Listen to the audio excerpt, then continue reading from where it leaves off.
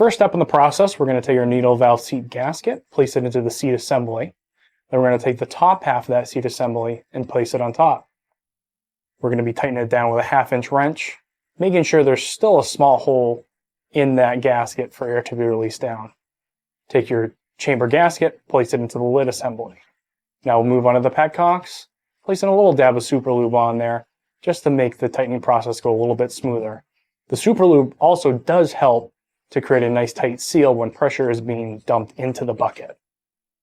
We're going to hand tighten our petcocks on first, and after that we can use a wrench or a socket set to tighten them down fully the rest of the way. From there we're going to take our chamber, put some more super lube on those threads, again to help it get seated properly and to help that seal so no air leaks out. We're going to hand tighten it down, making sure we get a nice tight seal against that gasket that we put in there earlier. Once that's done, we're going to take the chamber cap, put our second gasket on that cap. Here we're cutting off an old gasket on the needle valve stem and placing it on a new gasket. These needle valve stem gaskets can be a little bit finicky at times, so take your time and stretch it over the top, and then you can roll it down the needle valve stem with your fingers. Once that's complete, we put on the needle valve spring, put the needle valve stem assembly through the center hole, and then we're going to super lube the inside of our chamber threads as well. Again, it's all about keeping that nice tight seal.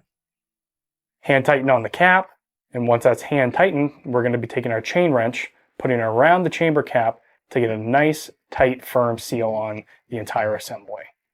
Here you can see we're tightening the chamber just enough so that the 45-degree elbow sits between the two clamp assemblies. This will ensure that your air meter sits firmly and flush into the case. Next, we're going to be putting on our super pump.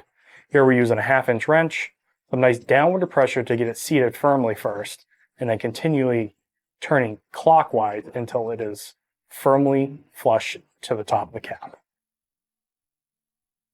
From there, we'll take our bleeder cap and just hand tighten this one on to the threads. This does not have to be used with any type of wrench, as you want to get this cap off in the field when bleeding air.